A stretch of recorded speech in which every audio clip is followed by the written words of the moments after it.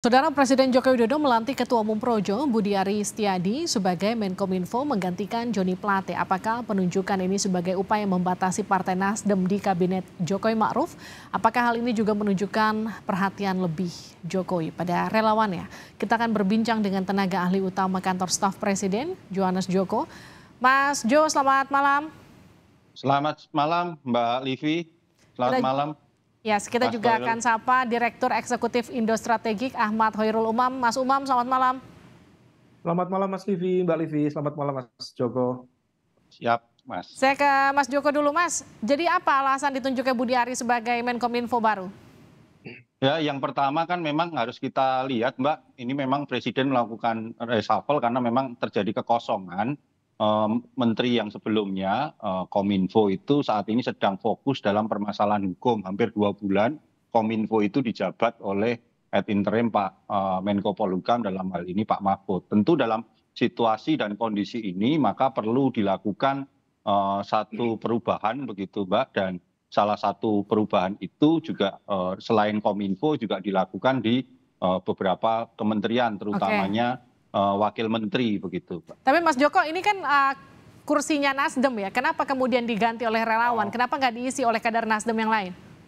Iya, kalau kita lihat jangan dimaknai sekedar makna politik begitu Mbak, tetapi yang harus dilihat adalah ada satu tuntutan di mana dalam tahun politik ini ruang publik itu harus diisi dengan cepat begitu Mbak. Dan ketika itu diisi oleh kader dari suatu partai, maka ya konsekuensinya bisa jadi ruang publik itu akan menjadi tidak.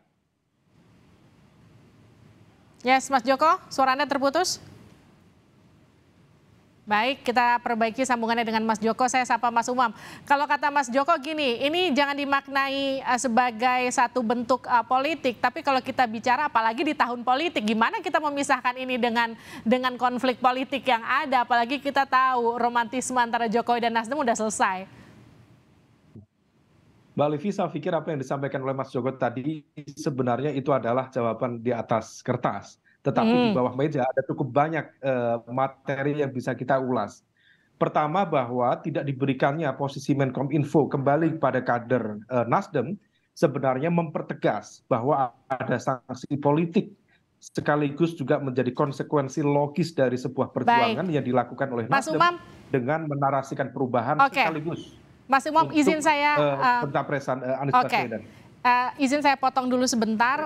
Kita harus kumandangkan azan maghrib wilayah Jakarta dan sekitarnya. Saudara Presiden Joko Widodo melantik Ketua Umum Projo Budi Ari Setiadi menjadi Menkominfo menggantikan Joni Plate. Kita akan kembali perbincangkan ini dengan sejumlah narasumber. Masih bersama kami tenaga ahli utama Kantor Staf Presiden Johannes Joko dan juga Direktur Eksekutif Indo Strategik Ahmad Hoirul Umam.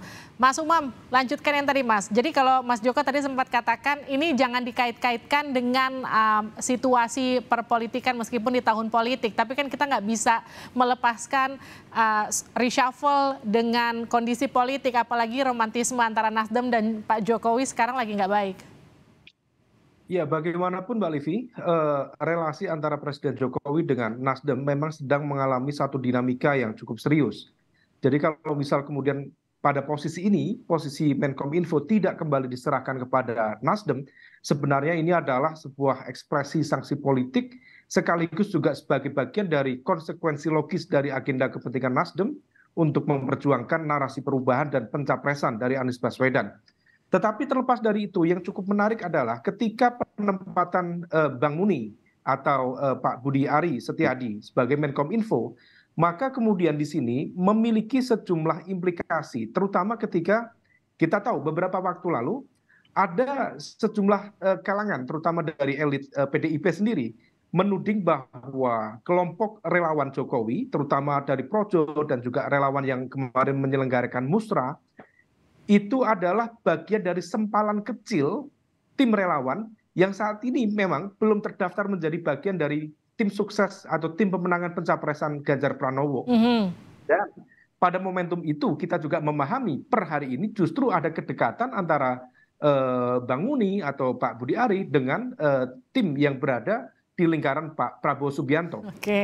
Nah ini kemudian dikonfirmasi kembali dengan hasil musrah kemarin yang di luar kalkulasi dan juga prediksi banyak pihak, bahwa ternyata hasil musrah yang dipimpin oleh Pak Budi Ari yang sekarang menjadi Menkominfo menempatkan posisi Pak Prabowo Subianto sebagai capres pilihan musrah nomor satu di angka 20%. Disusul Pak Ganjar di angka 19%, kemudian di peringkat nomor 3 ada Pak Erlangga Hartarto di angka 12,5%. Ini menegaskan bahwa kemudian kelompok relawan di sekitar Presiden Jokowi yang barangkali di underestimate oleh teman-teman dari PDIP justru per hari ini mendapatkan ruang yang begitu terbuka dalam konteks kekuasaan, diberikan ruang pada level menteri. Dan ini kemudian kita memunculkan sejumlah spekulasi apakah ini juga merepresentasikan preferensi politik presiden yang seolah kemudian mencoba untuk menunjukkan ada sejumlah kekuatan yang diberikan ruang lebih leluasa untuk mengeksersis kekuatannya di sekitar Pak Prabowo. Iya, jadi ada misi khusus di balik penunjukan Bang Muni atau Budi Ari ya? Ada satu catatan sedikit lagi. Ya, ada satu catatan sedikit lagi. Ada sejumlah nama yang kalau misal kita cermati, nama-nama seperti Nezar Patria, kemudian Pak Pahala Mansuri, termasuk Pak Rosanus Rani, yang kita tahu kalau misal bagaimana pergerakan dari nama-nama ini, sepertinya ketemu satu simpul nama yang kemudian bisa menyatukan elemen-elemen itu. Apa? Satu nama itu salah satunya adalah Erick Thohir. Bagaimana kemudian elemen-elemen itu termanifestasikan, bagaimana Pak Ruslan dari posisi Dubes ditarik menjadi Wakil Menteri BUMN, kemudian Pak Wisnu Tama diplot di posisi Duta Besar di Amerika, kemudian posisi Wamen BUMN yang sebelumnya mendampingi Pak Erick diletakkan di posisi Wamenlu, dan lain sebagainya. Dan ini seolah ingin menunjukkan bahwa ada sebuah pergerakan politik di internal kabinet. Kita tidak tahu apakah kemudian Presiden ingin menunjukkan bahwa sel-sel kekuatan di sekitar Pak Erick Thohir diberikan ruang lebih leluasa untuk mengeksersis kekuatan secara logistik maupun negosiasi pada level yang lebih luas. Saya pikir di situ dulu. Benar nggak begitu Mas Joko? Ya, kalau tafsir politik ya itu memang ranahnya Mas Umam gitu melihat reshuffle ini dalam tafsir politik. Tapi gini Mbak, maksud saya ingin memberikan satu background gitu Mbak, cerita bahwa ya kita melihat kan Mbak, sebenarnya Bapak Presiden itu punya satu gagasan besar, visi besar agar seluruh anak Indonesia dari Sabang sampai Merauke itu bisa terjangkau dengan internet yang dengan kualitas bagus dan merata. Tetapi kita tahu sendiri bahwa situasinya di Kominfo kemarin ada masalah kasus hukum dan akhirnya itu menjadi satu permasalahan begitu. Maka beliau ingin agar bagaimana ini bisa dipercepat begitu Mbak. Maka tidak susah sebenarnya memahami ketika Saudara Budi Ari itu diminta menjadi Menteri Kominfo adalah ya tentu karena pasti Bapak Presiden punya pertimbangan-pertimbangan, Bapak Presiden sudah mengenal dan Bapak Presiden ingin bahwa mereka yang loyal memang betul-betul bisa menjaga program Presiden ini sehingga bahwa internet dari Sabang sampai Merauke itu memang betul-betul bisa dirasakan oleh seluruh lapisan masyarakat dengan baik sehingga salah satu target visi besar Bapak Presiden tentang digitalisasi itu bisa tercapai begitu Mbak. Tapi bahwa kedekatan Saudara Budi Ari dengan Bapak Presiden ya itu memang tidak bisa dipungkiri dan menurut kami ya sah-sah saja bahwa siapapun tadi kalau di VT-nya Kompas menyatakan banyak sekali tim sukses Bapak Presiden yang membantu ya tentu itu konsekuensi dari sebuah politik di mana mendukung seseorang, memahami visinya, memahami semangatnya, itu akan lebih mudah diajak bergerak dan bekerja sama.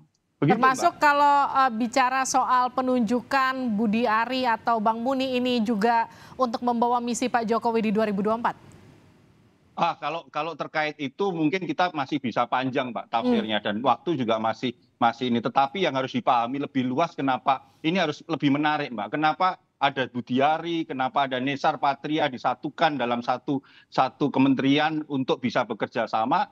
Ini juga harus dilihat juga ini suatu komitmen Bapak Presiden Mbak. Karena selain backgroundnya relawan, Budi Ari dan Mas Nezar ini sama-sama dua-duanya aktivis 98, dua-duanya aktivis Prodem yang mereka juga mantan wartawan. Ini ruang publik itu harus diisi dengan semangat bagaimana menjaga demokrasi ini, ruang publik ini harus dijaga karena di tahun politik ini capaian-capaian program strategis Bapak Presiden, komunikasi-komunikasi kepada publik itu harus diperkuat. Karena kalau tidak, ini akan menjadi satu persoalan tahun politik yang memang harus kita lewati, itu tidak bisa kita lewati dengan produktif, malah justru menjadi kontraproduktif karena komunikasinya tidak tercreate dengan baik. Dan itu betul-betul terasakan kemarin ketika 2 bulan kepemimpinan di Kominfo itu, karena Pak Joni Plate harus menghadapi masalah hukum, lalu Pak Mahfud juga dengan segudang segudang.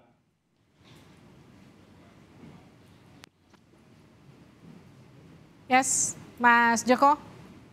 Iya. Terputus kembali suara Anda? Iya, tadi seperti apa yang disampaikan Mbak. Jadi dalam kondisi Pak Joni Plate juga kemarin ada masalah hukum, maka ya inilah ruang publik itu harus betul-betul diisi, jangan sampai menjadi situasi ini menjadi sesuatu yang tidak produktif. Itu Mbak. Oke, terima kasih Mas Joko, terima kasih Mas Umam sudah bergabung bersama kami di Sapa Indonesia Malam.